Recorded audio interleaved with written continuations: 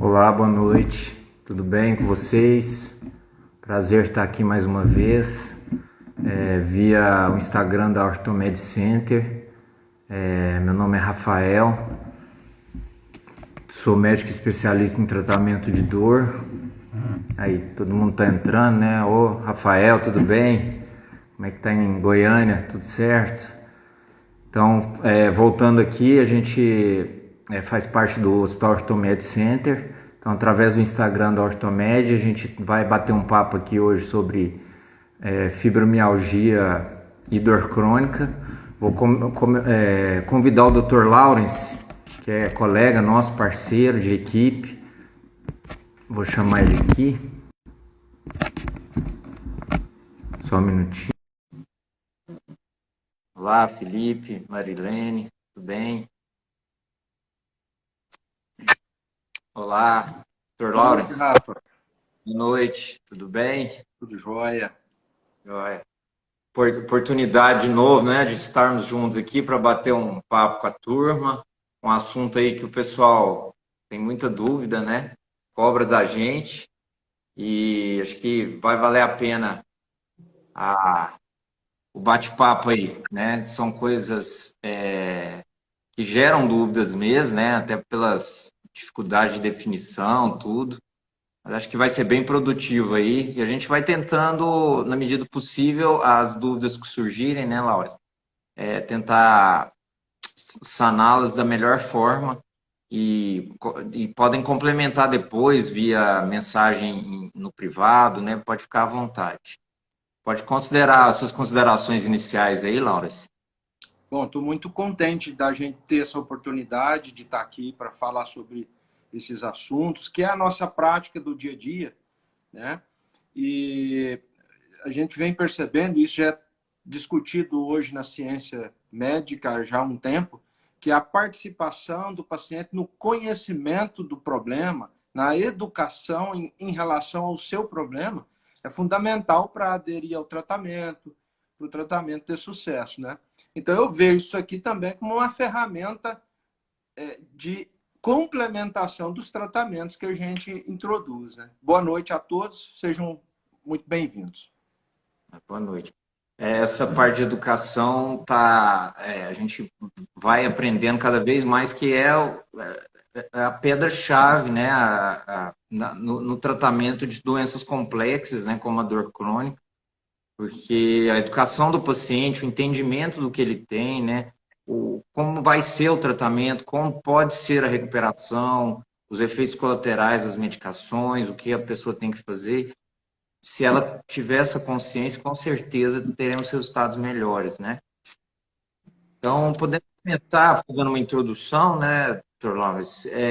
Para a gente começar falando sobre dor crônica, que é uma gama muito ampla de doenças, né? Na verdade, a dor crônica ela foi definida pela a IASP, né, que é a Associação Internacional para o Estudo da Dor, como um sentimento ou sensação desagradável, né, que pode estar relacionada a um estímulo ali no tecido, você tem uma fratura, ou você tem uma lesão no intestino ou na bexiga, e aí vai te trazer aquele desconforto.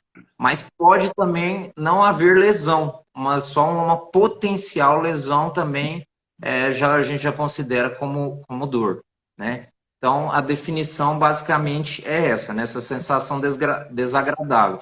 E a gente entende que é extremamente subjetivo, né? Os graus e as intensidades de dor variam muito de pessoa para pessoa. Então, a gente no consultório de dor vê muito isso, né, Laura? Estímulos parecidos impactam de formas muito diferentes na avaliação de cada um. Então, a gente tem que valorizar o que o paciente está passando para a gente. Se ele fala que a dor dele, numa escala de 0 a 10, é 10 em 10, mesmo que o estímulo que a gente imagine ou que outra pessoa da família imagine que seja pequeno, a gente tem que levar em consideração que é 10 em 10, né? Não ignorar esse fato, né? Então, um exemplo de dor crônica que a gente tem aí, nós podemos falar das dores ortopédicas, né? Artroses, dores neuropáticas, que são de lesão de algum nervo, ou do sistema nervoso, por exemplo, a neuralgia depois do herpes, um trigêmeo, ou uma dor de compressão de hérnia de disco. Então, são todas dores que podem prevalecer por mais de 3 meses, mesmo que o evento inicial já tenha sido acabado. Então, a própria dor passa a ser um problema. Então, a dor crônica é a dor que dura mais de 3 meses, tendo ou não o problema ali estabelecido, né? E aí a gente tem vários mecanismos de aferir essa dor, né? De medir, ver como que tá a dor. E aí a gente tem escalas, né, que são publicadas em outras línguas, e aí eles adaptam para a linguagem nossa, né, para o português. E então, Laura, o que você pode falar, o que você usa no seu dia a dia como escala? Tem uma escala que você acha melhor do que a outra, mais simples que a outra? O que você fala sobre isso? Então, uma coisa importante que a gente precisa discernir, né, Rafa, é que dor aguda, que é aquela dor que vem de um machucado, de uma torção, de um excesso de esforço, é uma dor que ela é importante para nós. Ela é uma dor adaptativa, ela nos vai alertar que algo está errado e precisa tratar. Então, a dor crônica é um processo diferente e que envolve uma sensibilização mantida do sistema neurológico que percebe a dor. E esse sistema de percepção de dor, ele envolve lá no nosso cérebro áreas relacionadas aos nossos aspectos emocionais. Por isso que a dor crônica ela vai variar muito também de acordo com aspectos culturais da pessoa.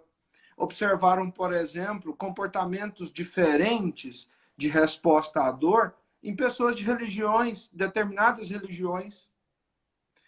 Há um aspecto muito forte da associação de dor, por exemplo, com ansiedade e depressão, a dor crônica. Então, a escala de aferir a dor, ela começa por uma escala de intensidade, a gente usa uma escala visual analógica, que vai de 0 a 10, e tem a expressão facial nessa escala, mostrando para o paciente do 0, ausência de dor, até o 10, a dor mais forte. Isso é importantíssimo, como você disse muito bem, porque às vezes o paciente, apesar de não estar com um processo grave, uma doença deformante, inflamatória, ele tem um sofrimento intenso diante daquele processo.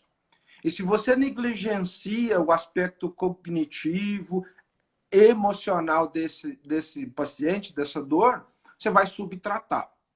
Então, hoje, né, nós, na área da dor, estamos passando a utilizar também escalas multidimensionais, e não só escalas que averiguam intensidade ou as características da dor. No dia a dia do consultório, a gente geralmente usa a escala visual analógica.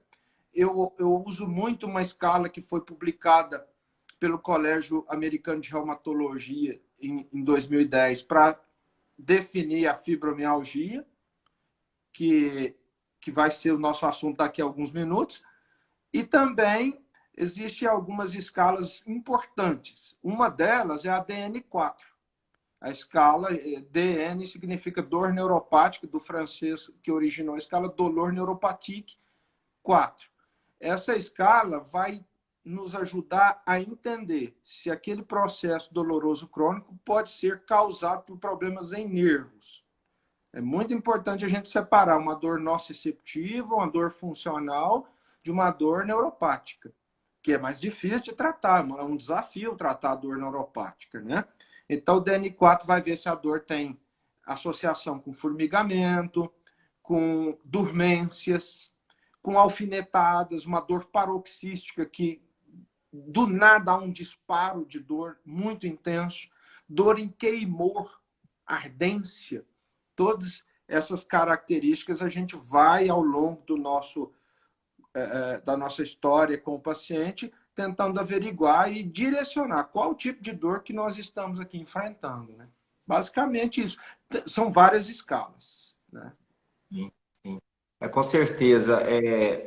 Tem estado em voga muito essas escalas multidimensionais, justamente para a gente tentar entender o sofrimento que aquele processo está trazendo. Eu uso, às vezes, porque não clinicamente a gente não tem tanta prática, mas às vezes eu uso uma escala de catastrofização, que é a escala que o paciente, a gente tenta entender qual é o sofrimento, qual a perspectiva que aquele paciente tem no momento, se a dor dele vai melhorar, se não tem conserto, se eu vou ter que ficar com essa dor para o resto da vida. Então, aquela o conceito de dor total, né? Não só o dor como um sintoma, mas a dor com todo um impacto em todos os aspectos cognitivos, de sono, de sociabilidade, né, que pode trazer de prejuízo, né? Falando nisso, então, assim, o que você mais vê em paciente que se trata de dor crônica, Laura, que em termos emocionais,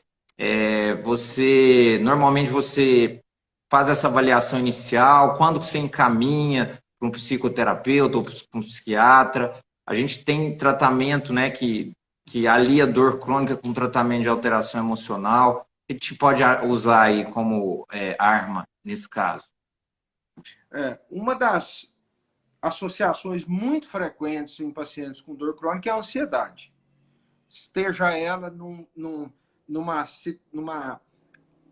dimensão, numa esfera leve, onde ela é traduzida por uma inquietude, uma agitação, uma euforia, ou até mesmo os casos mais complexos, como síndrome do pânico, agorafobia, a pessoa já perde o controle, né, em certas situações. A ansiedade esse estresse que é gerado diante de aspectos aflitivos ou desafiadores da vida, isso gera uma alteração no nosso funcionamento cerebral e mexe naquela neuroquímica que é importante para controlar a dor, né? A gente sabe que a dor, ela tem vias cerebrais inibitórias. Por exemplo, um neurotransmissor envolvido no controle da dor é a serotonina. A via inibitória serotoninérgica. A serotonina, ela pode estar alterada em transtornos do humor. Outra associação, agora falando também ainda do aspecto psicológico, é da depressão com a dor crônica. Há uma relação muito forte da depressão ou dos sintomas depressivos com dor crônica. Outro aspecto importante, que envolve também essa dinâmica cerebral, neuroquímica, o sono, né? Os problemas relacionados com a falta de sono, um sono que não tem uma continuidade, aquilo que a gente chama de sono entrecortado, que também faz parte dos aspectos de ansiedade, de estresse que a gente tem no dia a dia.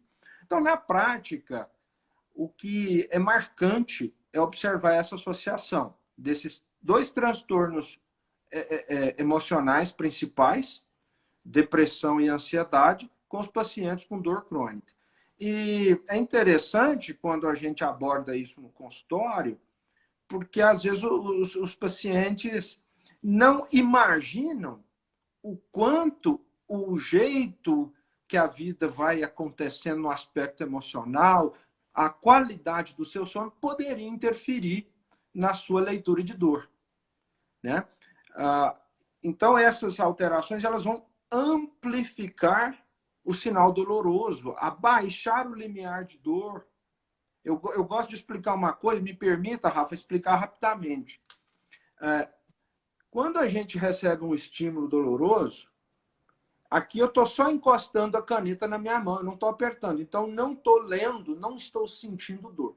Mas se eu começo a apertar mais forte, chega um ponto que esse estímulo inicia a resposta sensorial da dor. A gente chama esse ponto de limiar de dor. Já está comprovado que alguns problemas emocionais mudam o limiar de dor porque nos torna mais sensíveis à percepção de dor, porque mexe em todas essas estruturas. Então, muitos problemas que nós temos no dia a dia, todos nós, problemas decorrentes da postura, tensões musculares decorrentes de um excesso de esforço ou da falta de exercício, tendinitezinhas, bursites, um monte de coisa que acontece na nossa vida no dia a dia. Quando o limiar de dor abaixa por conta do estresse, nós vamos ter uma amplificação desse sinal doloroso e passar a registrar tudo isso como dor. E quando isso permanece por muito tempo, aí vai acontecer aquilo que a gente chama de sensibilização central. O sistema neurológico de processamento de dor torna-se expert em ligar a chave para que a gente sinta dor. Né? Então, esses são os aspectos que a gente precisa ter atenção e encaminhar para esse tratamento. Eu sempre digo que sono e psicológico precisa dos psiquiatra e psicólogo. Essas duas partes eu falo, olha, eu preciso que você procure ajuda nesse sentido. Sim, com certeza. O desequilíbrio desse ciclo sono-vigília já é provado que altera todos esses neurotransmissores, né, que são neurotransmissores a priori inibitórios da dor, né, que prejudica esse limiar de dor. Então, o distúrbio de sono com certeza vai levar. Inclusive, esse talvez seja a grande angústia do paciente e a dificuldade de, às vezes, a gente passar isso para eles. Porque a gente não consegue aferir isso em termos de exame, né? Vamos pedir o exame para ver quanto essa pessoa é sensível à dor. Então, parece que não ter o exame não prova que a pessoa... mas então, é difícil tentar imaginar. Então, eu uso sempre uma analogia a um circuito elétrico de uma casa, né? Você tem ali, se você tiver o padrão, é o cérebro, né? O sistema nervoso central. E se você tiver vários pontos de curto-circuito, ou seja, vários pontos que estão extremamente sensíveis, né? Então tem paciente meu que às vezes de encostar a mão, né, colocar um estetoscópio, sente dor. Então você vê o grau de sensibilidade e excitabilidade que está aquele sistema.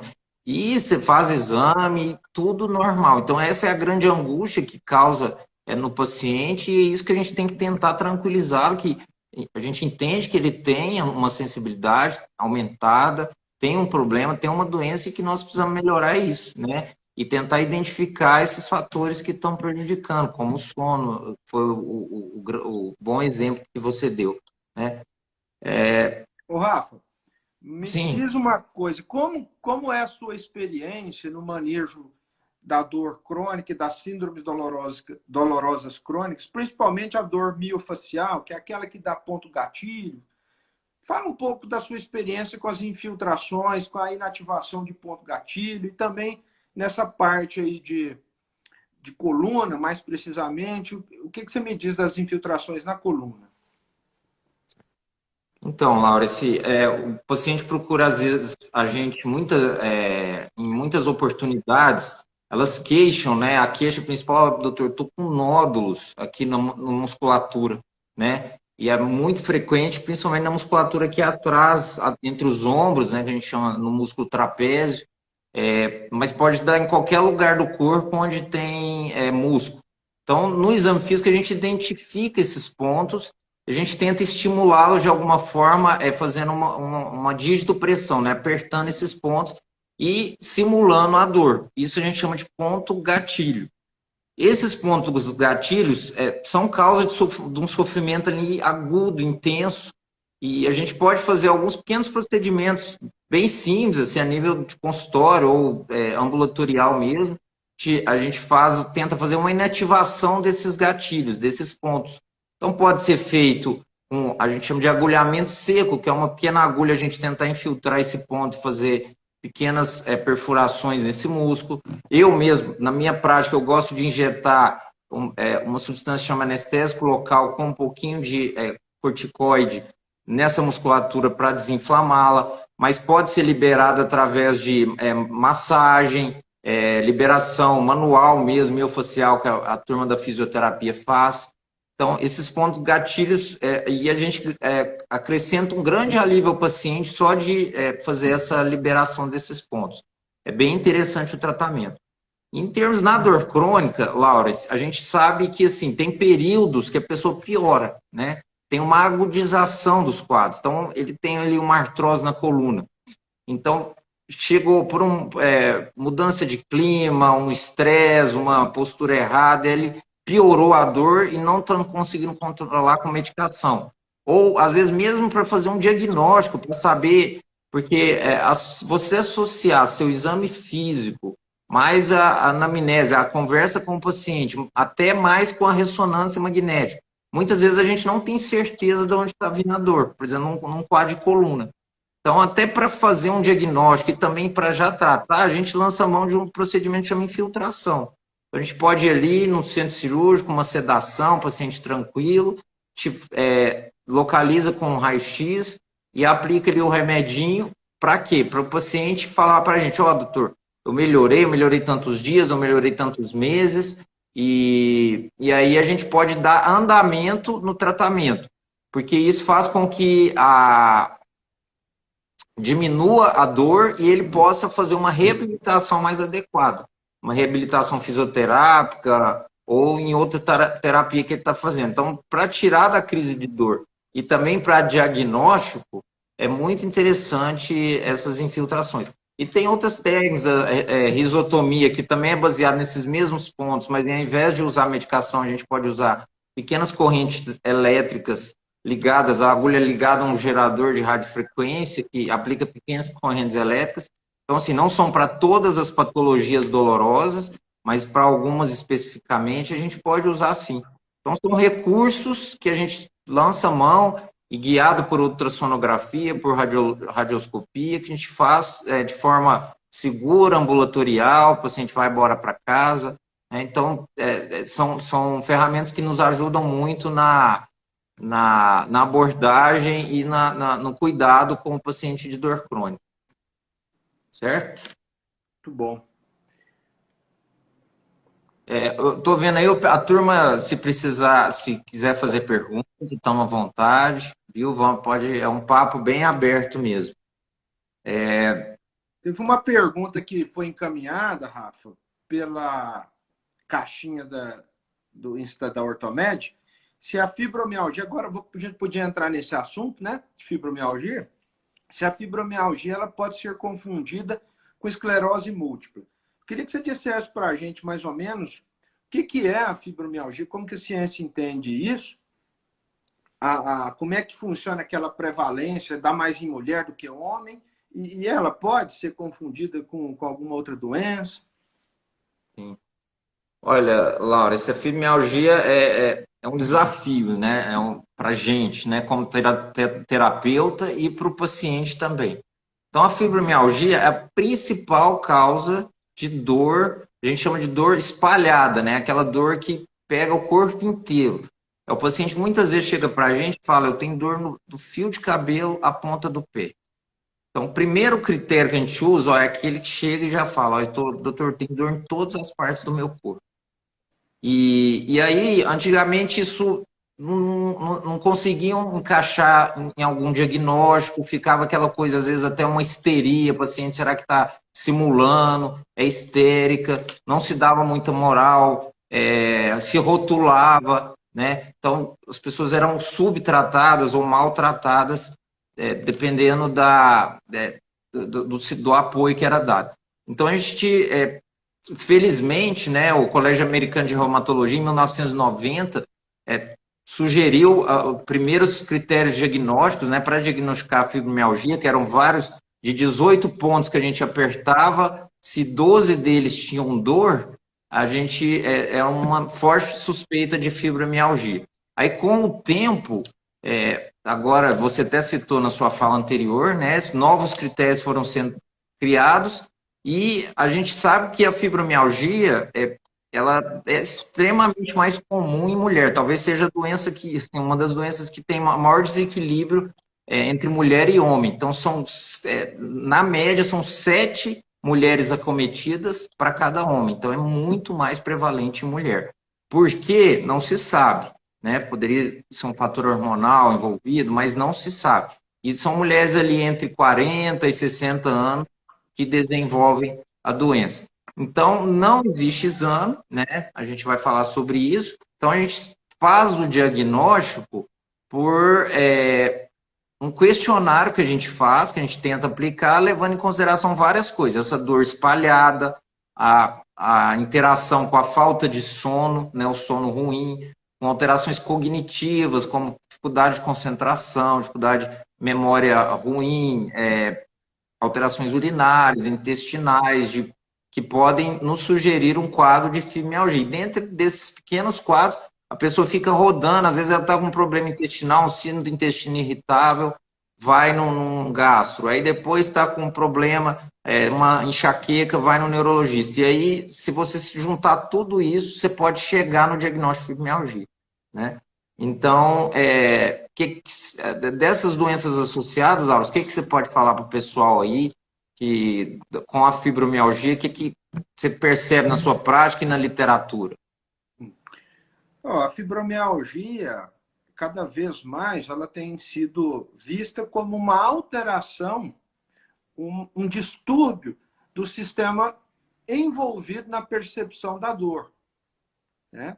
Por algum motivo, a dor que era para ser num nível, dependendo de certas circunstâncias, fatores predisponentes e desencadeantes, a dor passa a ser percebida num nível amplificado, né? Então, há na literatura já esse termo associado com a fibromialgia, que é uma síndrome de amplificação dolorosa. Aquilo que era para doer 2, dói 8, dói 9, né? E isso, há várias... Não se sabe a causa disso.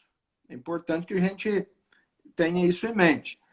Numa época, fazia-se biópsia do tecido muscular, que era o tecido mais associado, né? Os pontos tensos, os tender points, e perceberam que não há ali uma alteração histológica que justifique o problema, né?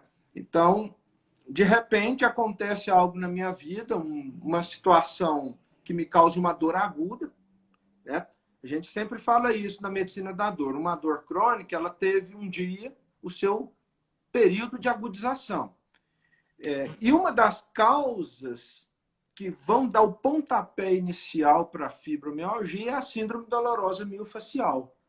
Então, tem essa como um fator desencadeante num organismo predisposto, esteja essa predisposição num nível genético e ou psicológico, de repente você faz uma época de tensão, um estresse emocional muito grande, mudanças na vida pessoal, no trabalho, e você começa a desenvolver uma dor na nuca, por exemplo. Vou levando, tomo um relaxante muscular, um analgésico, mas a dor não foi embora, eu continuo sentindo aquela dor. Depois de um tempo, depois ali de 3, 4, 5 meses sentindo a dor, ela fica crônica e sensibiliza o sistema neurológico. E você passa agora a ter o seu estímulo doloroso e o seu limiar de dor facilitado. E aí é onde eles acreditam que começa e que surge a fibromialgia. E um dos processos da pessoa com fibromialgia que acontece é a alodínia. Antes, um estímulo que era percebido apenas como tato passa a ser percebido como dor, né? Então, a abordagem ela precisa ter também essa noção, essa percepção de que houve ali uma sensibilização central. E a gente precisa dessensibilizar, precisa mudar essa circuitária cerebral, neuroquímica, para que a pessoa volte a ter o seu limiar de dor restabelecido e não seja tão baixo, e seu organismo, entre aspas, esqueça aquela hipersensibilidade, né? Mas não dá em exame nenhum, exame de imagem, você vai tentar afastar algumas doenças que podem existir. Eu posso ter meus 60 anos de idade, a minha coluna já ter alguma alteração de disco, de articulação, eu ter uma dor lombar por conta dessas características e ter fibromialgia também. E aí essa dor lombar vai ser amplificada. Eu vou sofrer Sim, mais da minha dor lombar. Né? com certeza. É o que a gente estava pensando, você falando aqui, até às vezes o inverso do que eu falei anteriormente, a pessoa tem o diagnóstico de fibromialgia, ela já chega falando, eu tenho fibromialgia, mas às vezes ela pode ter outros problemas, aliás, é frequente, né? Ela Isso. pode ter uma hernia na coluna cervical, uma hernia lombar, pode ter uma tendinite, que está piorando a dor e pelo fato dela ser mais sensível, essa dor vai levar a um maior sofrimento. Então não pode também se subvalorizar as queixas, né? Que pode ter outras coisas adicionais. Inclusive, a gente já falou, mas ansiedade e depressão está associada de 30% a 50% dos pacientes com fibromialgia, é muita coisa.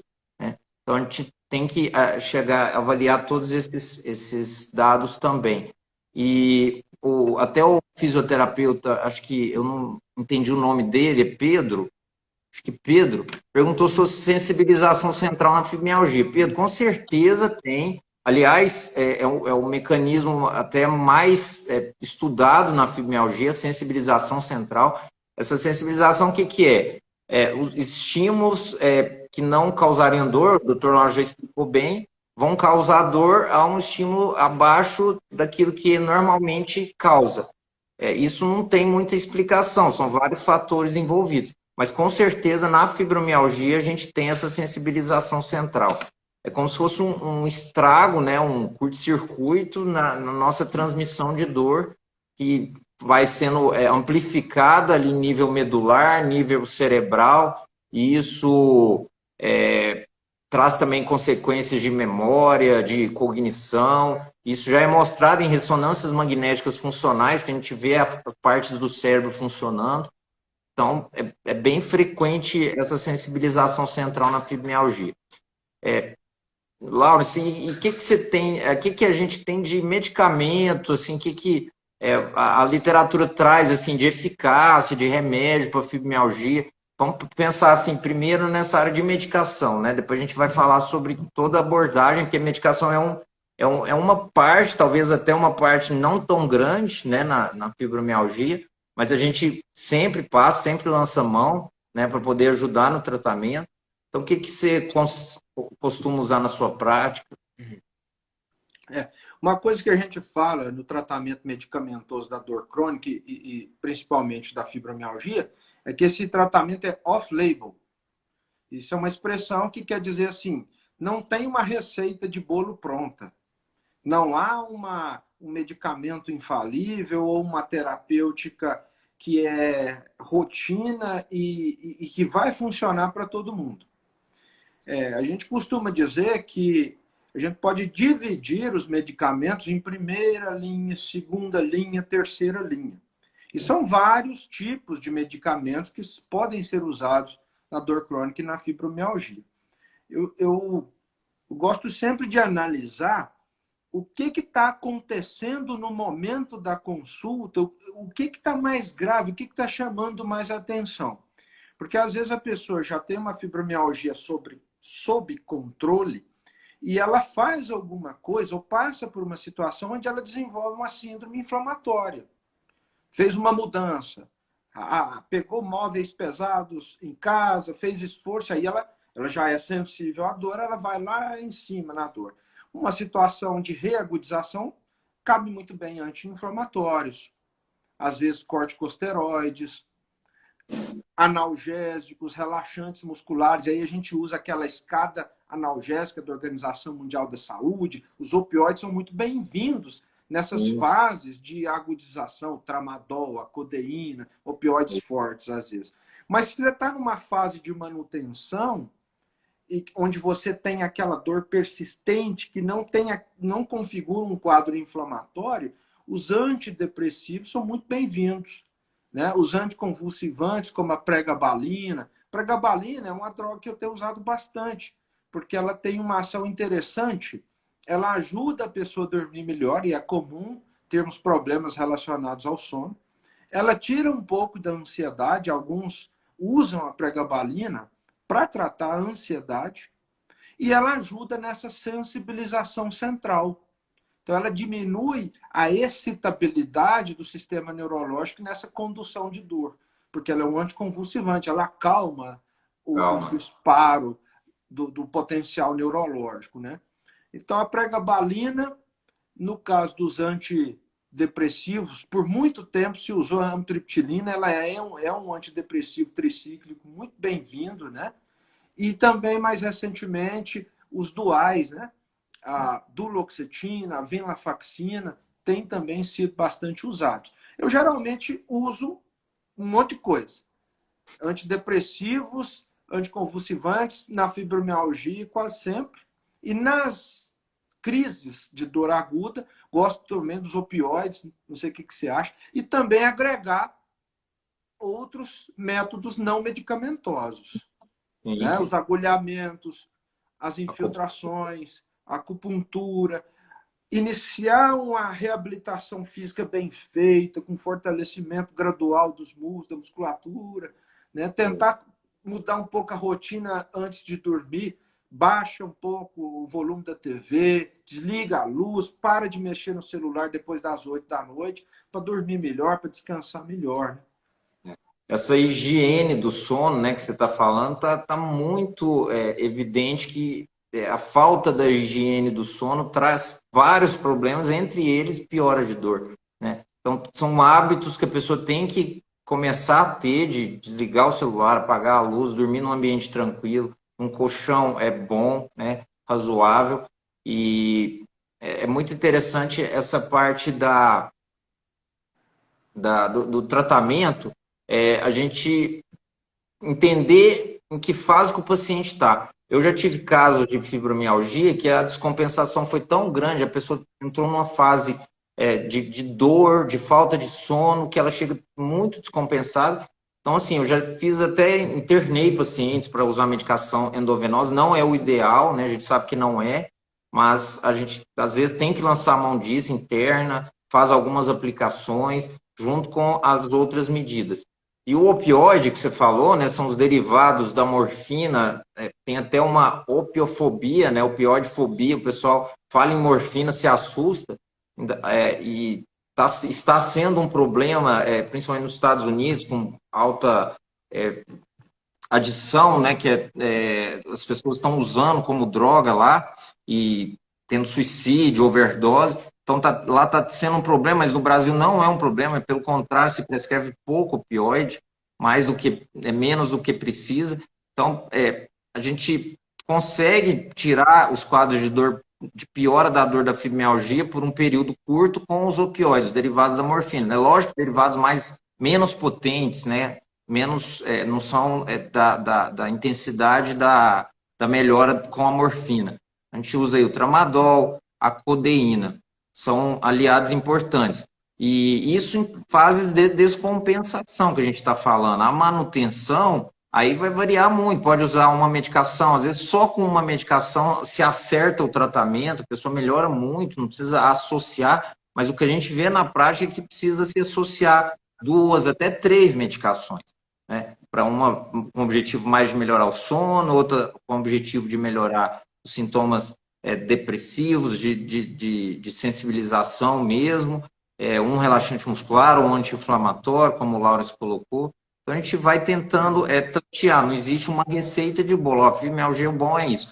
Inclusive, tem algumas terapias que a gente fala de segunda e terceira linha, que às vezes eu lanço mão, que é a naltrexona, não sei se você já usou, que é um remédio antigo usado para tratar dependência de álcool, e aí agora eles fizeram um teste com doses bem baixinhas, melhorou essa sensibilização à dor. Outra coisa que está sendo muito comentada são os derivados da maconha, né, da cannabis, e que tem na literatura aí. Eu pesquisei bem assim, o que se melhorou na fibromialgia com o uso dos derivados da maconha? Só o sono, a dor não melhora nada. Então, até agora, pelos estudos mais sérios, maiores, mais bem conduzidos, derivados da maconha, né, do cannabis, melhorou um pouquinho o padrão de sono do paciente. Isso onde foi feito o estudo, não no Brasil, e só isso. Então, melhoraram as dores. Então, assim, tem gente ansiosa, chega e pergunta, ah, doutor, ouvi falar óleo de maconha, tal, tal, se eu não posso usar. Então, assim, eu não prescrevo atualmente, posso ser que eu mude, né? A ciência, ela muda de forma dinâmica. Então, a gente pode ser que lance mão no futuro, mas hoje eu não prescrevo, até porque para melhorar o sono eu tenho outras opções, né?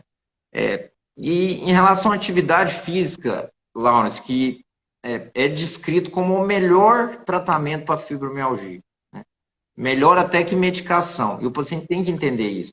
Hoje mesmo saiu se eu não me engano, New England, sobre dor crônica, não só sobre fibromialgia, mas a importância do exercício físico. Mesmo aquela pessoa que está com dor, que está em crise, ela tentar ali de uma forma ou de outra se movimentar 3 vezes por semana, né? Então, a atividade física na fibromialgia o paciente tem que sair de lá sabendo que ele vai ter que fazer. Ah, doutor, mas é muita dor, não tenho ânimo.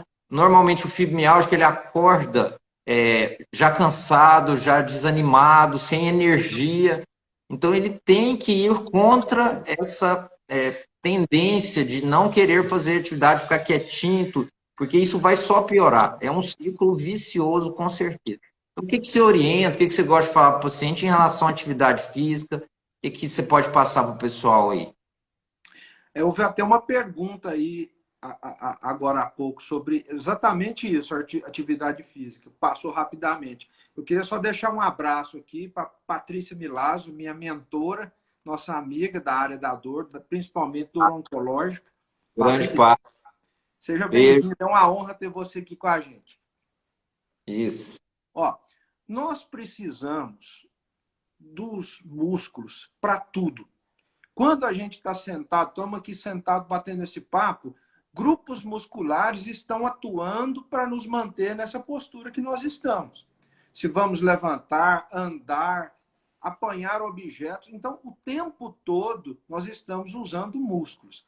E principalmente esses músculos envolvidos na sustentação postural, a gente não consegue fortalecê-los no dia a dia fora de uma prática física. Músculos que estão ligados à sustentação da cabeça, músculos da nuca, músculos que estão puxando a nossa coluna para que a gente fique numa posição ereta, e a gente não consegue fortalecer esses músculos adequadamente.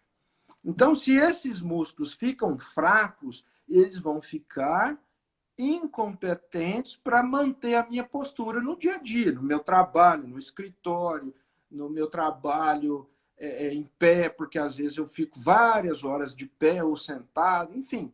Há uma gama de situações que eu preciso desses músculos. Se eles estão sofrendo uma sobrecarga por estarem fracos, eles vão doer. Eles vão formar pontos gatilho. E se eu já tenho uma sensibilização central, se eu já estou mais sensível do que o normal à dor, eu vou viver um verdadeiro inferno de dor muscular nas costas. O exercício físico vai atuar primeiramente aí, porque recuperando a potência desses grupos musculares, eles tenderão a ter menos problemas de tensão, de bandas contraturadas, os pontos gatilhos que você comentou. Há uma associação de 70% de pacientes com dor miofacial e fibromialgia. A dor miofacial é muito frequente, muito presente na fibromialgia, essas dores musculares. E também o exercício vai liberar endorfinas, ele vai ativar um outro sistema muito envolvido na inibição da dor, que é o sistema opioide endógeno. Endorfinas, encefalinas, dinorfina, que vão ser substâncias que vão diminuir naturalmente as minhas dores. Então, ele tem esse duplo efeito, além, é claro, de influenciar no meu metabolismo, de me ajudar a perder peso. Há uma associação nítida entre sobrepeso, obesidade com dor crônica. Eu vou poupar as minhas artroses que já existem na coluna, perdendo peso. Então, uma série de coisas positivas. E tanto os exercícios de força, pilates, musculação, quanto exercícios aeróbicos, como natação, corrida, são importantes. Eu diria que a ciência está caminhando para mostrar que a associação ela é Sim, melhor do que um só isoladamente. sim, É sim. lógico que já é válido. Eu falo, vou fazer, só consigo fazer musculação. Ótimo. Aí eu só consigo fazer caminhada. Top. Mas associar os dois, aí sim fica lindo. Numa revisão que eu li sobre fibromialgia, excetuando a questão medicamentosa, o que está em mais evidência científica que comprovada de benefício para o tratamento é o exercício físico e a terapia cognitivo-comportamental. Sim. Atuar no psicológico, Para melhorar. entender a dor, aceitar a dor, não desesperar diante da dor, manter-se sereno, descobrir uma forma de controlar o estresse, praticar exercício físico. Se a gente fizer essas duas coisas, provavelmente o tratamento vai ser muito mais bem sucedido do que só com remédio, né? Com certeza. Não existe a pílula mágica, né? Não existe o remédio. Para o pessoal ter uma noção, quando eles avaliam eficácia de tratamento com medicação para fibromialgia, eles consideram um sucesso, um êxito, se melhorou 50% da dor. Então, para você ver que não, né, isso é considerado um êxito. Então, ninguém busca a melhora 100% total da dor. Então, uma melhora de 50% já é considerado êxito, para você ver a limitação. Então, a atividade física associada à psicoterapia é essencial, sem dúvida nenhuma. Tem uma pergunta aí que o pessoal da fibromialgia, a paciente tem miastenia graves, usava relaxante muscular, o neurologista tirou, ela tem o diagnóstico de fibromialgia. Então, me perguntou se tem opções ao relaxante muscular. Com certeza tem outras opções, né, medicamentosas, não medicamentosas. Acho que vale a pena o médico avaliar, né, confirmar o diagnóstico de fibromialgia, mas tem outras opções aos relaxantes musculares. Inclusive, o relaxante muscular, na minha prática, não é nenhum remédio que a gente usa continuamente. A gente usa ali mais em crises mesmo, né, para melhora ali de um quadro agudo. Outra dor aqui, outra pergunta que tá fixada aqui, que não é sobre fibromialgia, mas dor na coluna, né? A gente falou de dor crônica, que a pessoa tem muita dor na coluna, só adesivo de morfina que ajuda um pouco, mas ela está com muita dor. A gente sabe que essas lombalgias crônicas, né, essas dores na coluna crônicas são extremamente frequentes. Prevalência em torno de 30%, né? De cada 10 pessoas, 3 têm a lombalgia crônica. E a gente sabe também que o tratamento não é fácil, e saber de onde vem a dor, fazer o diagnóstico adequado, orientar especificamente o que precisa ser feito e, eventualmente, fazer intervenções. A cirurgia sempre a gente deixa para os casos mais refratários, né, que não estão melhorando, mas essa paciente especificamente que o Cássio perguntou, é bom ela fazer uma avaliação médica. É lógico que o adesivo de morfina realmente é um bom remédio para crises, mas é possível que tenha coisas melhores para serem feitas para ela sair desse ciclo de dor aí, né? Em relação à atividade física, eu gosto de falar para o paciente sempre escolher o que dá prazer, né? Desde que é lógico que muita gente é difícil se encontrar em alguma coisa, mas a resiliência, né? Entender que tem que fazer é o mais importante, é o que eu tento passar ali no nosso bate-papo. Então, porque eu sei que se ela fizer, vai me ajudar muito no tratamento. Isso que, assim, eu prefiro que ela fale assim, não, eu não vou tomar medicação e vou fazer atividade física. Ótimo, assim, para mim é até melhor, sabe? Porque a gente sabe que ela vai ter uma melhora e aí, às vezes, até começar a nem precisar de medicação, ou usar doses mais baixas. Isso é de extrema importância. Em termos fibromialgia, você indica acupuntura, Lawrence? Como que é? Se você que é especialista em acupuntura, você gosta de tratar? Você trata mais nas crises ou aquela fibromialgia crônica também? Você indica? Como que funciona? A acupuntura, ela vai entrar, o mecanismo de ação da acupuntura, ele utilizando pontos periféricos, nós vamos conseguir estimular o sistema neurológico a produzir substâncias que vão aliviar a dor. É um dos mecanismos mais conhecidos e reconhecidos pela ciência da acupuntura. Eu diria que ela é um tratamento complementar. ela não substitui a necessidade do psiquiatra, do antidepressivo, do analgésico. Mas esse estímulo periférico que vai concorrer com o estímulo doloroso, ele é importante para ir removendo aos poucos essa sensibilização, né? Por isso que a acupuntura, ela, às vezes, precisa ser feita no mínimo uma vez por semana, ou até mais, para ela ir concorrendo com aquela dor, com aquela sensibilização persistente. Então, ela é um recurso, é óbvio, carece de muitos estudos, mas ela é um recurso no tratamento da síndrome de sensibilização central.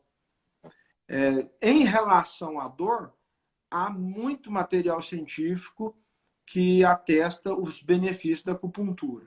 Eu tenho, sim, muito bons resultados, principalmente quando tem os pontos gatilho, de fazer o agulhamento seco dos pontos e ligar a eletroestimulação. Né?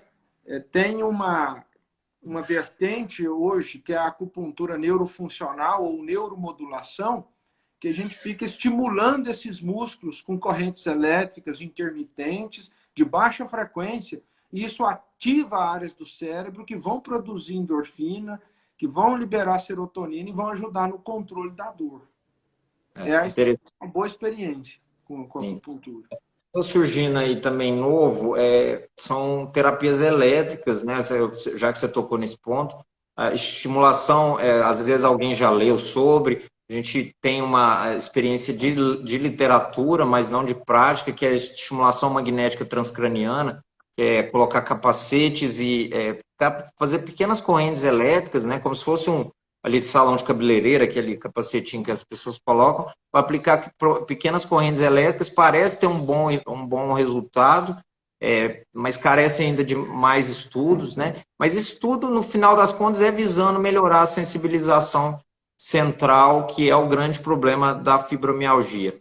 O sono, você gosta de usar, você usa medicações do tipo benzodiazepínicos, porque assim, tipo diazepam, Rivotril, quando você vê que o sono está muito comprometido. Eu também, o benzodiazepínico, gosto de usar para melhorar o sono, a ansiedade principalmente, né, naquela crise, então, mas por períodos curtos, né, porque tem esse potencial de dependência. E a gente está vendo cada vez mais pessoas usando cronicamente os benzodiazepínicos, né, que o pessoal entender essas classes de medicações tarja preta, né, diazepam, Rivotril, alprazolam, frontal, né. Então, o fibromialgia normalmente ele tem essa dificuldade, ansiedade, tudo. Então, em que situações eu gosto de usar? Nessas situações para controle agudo, mas não cronicamente, apesar de que a gente vê muita gente usando de forma crônica, né? E aí até quanto maior tempo de uso, maior a dificuldade depois da gente tentar tirar essa medicação, né? Porque existe aí uma dependência, né? Não nem sempre psíquica, uma dependência física, né? Que a medicação já está sendo administrada há muito tempo, a pessoa tem dificuldade em tirar, mas são remédios que a gente pode usar. Eu estou te perguntando porque é muito frequente, né, no tratamento, no nosso paciente. Eu, particularmente, não prescrevo benzodiazepínico. A não ser que o paciente já use e peça, doutor, faça para mim, por favor, a receita do Rivotril, não fico sem. Eu respeito isso e faço a receita. Mas eu gosto de dizer, olha, esse medicamento ele causa dependência e a longo prazo o efeito em produzir um sono de qualidade é ruim, é baixo. Você pode até achar que dormiu, mas não é um sono reparador. Então eu gosto do efeito da pregabalina à noite para ajudar a dormir melhor. Às vezes o zolpidem, o emitartarato de zolpidem é um recurso bom. E mudar os hábitos. Eu acho que o sono, a noite boa de sono começa de manhã. Acordando, praticando atividade física, se alimentando adequadamente, evitando o café depois de certa hora do dia, evitando agitação no período da noite e criando hábitos bons que vão ajudar a pessoa a dormir. Entre eles, um dos mais eficazes é o exercício físico. Né? Então, e também respeito a minha limitação no que diz respeito ao sono e passo para o colega e falo, olha, você precisa de uma avaliação do psiquiatra. O psiquiatra, na fibromialgia e na dor crônica, ele é fundamental. Fundamental, com certeza. Fundamental. O psicólogo, para reconhecer, às vezes, os traumas, as situações que deixam essa pessoa mais sensível aos eventos estressores, né? Então, tem gente que lida bem com uma ofensa, já tem gente que não lida bem com uma ofensa. Tem gente que lida bem com a mudança de cargo ou função no trabalho, tem gente que detesta mudanças, sair da zona de conforto, daquilo que ela considera como controlado. Sim. Isso tudo influencia, né? Certo. Bastante. E uma coisa que eu tenho experiência até própria, né? Eu estou começando, estou aprendendo e é comprovado também cientificamente que a prática da meditação, da yoga, né? Não só como exercício, né? Yoga como exercício, mas também como aprender a respirar, controle de respiração, a meditação, Tai Chi Chuan, para quem gosta, são práticas que são eficientes em tratamento de fibromialgia, tem comprovação. Então, assim, é como você desligasse todo esse sistema ou abaixasse todo esse sistema que está extremamente ativado. Você aumenta o seu tônus parasimpático, que a gente fala, que é essa... o tônus parasimpático é como se você se acalmasse de uma forma geral. Contra um tônus simpático é aquele tônus do estresse, das reações exageradas que levam. Então, a meditação, eu oriento o paciente, né? A gente tenta orientar para ele entender que isso pode ser importante, é difícil a adesão, mas a gente dá os argumentos, né? E é uma prática difícil, é como se fosse para a academia, para os músculos, a meditação seria para o cérebro, para poder melhorar a nossa saúde mental. Você tem que treinar todo dia, é uma sequência, né? Fazer todo dia, uma rotina para poder ir melhorando e aprendendo, né? Com a técnica. Teve um estudo sobre meditação na dor lombar, eu não estou acompanhando o tempo, viu, Rafa? Sim, nós temos 3 minutos. 13? 3 minutos. Então, vamos rápido. A meditação, ela vai ativar áreas cerebrais que vão atuar naquela área que está hipersensibilizada na dor e também nesse sistema simpático parasimpático. Alguns estudos mostram que quando você ativa áreas do córtex pré-frontal, essas áreas, tipo o córtex pré-frontal ventrolateral direito, eu demorei para falar isso aí, ele quando ativado, ele vai lá na área de percepção da dor e inibe essa área e diminui a dor. E esse córtex, essas partes cognitivas, elas são ativadas, por exemplo, em situações que envolvem a nossa espiritualidade, a fé. Então, quando eu estou otimista, quando eu estou esperançoso, quando eu sinto compaixão pelas pessoas, quando eu tenho amorosidade, eu ativo áreas do meu cérebro que vão atuar nessa área de leitura da dor e diminuir a dor. Então, eles mostraram que meditação, quando associada com um componente de espiritualidade, de compaixão, tem até mais efeito para aliviar a dor e para melhorar a qualidade de vida de quando ela é feita pura e simplesmente como uma atenção plena, isolada. Interessante. Tá bom, acho que a gente tentou responder a maioria das perguntas, né? Muito obrigado pela participação. Foi excelente, assim, acho que o pessoal tentou ser mais claro, porque o público é variado, né? Tem colegas médicos, fisioterapeutas, psicólogos, público leigo também. A gente tentou tentar esclarecer, né, sobre dor crônica, fibromialgia. Acho que a gente vai ter mais oportunidade de falar. Estão à vontade de perguntar aí no privado, né, inbox, e o Dr. Lawrence pode considerar aí para a gente encerrar. Agradeço a participação de todos. Eu acho que fique essa mensagem.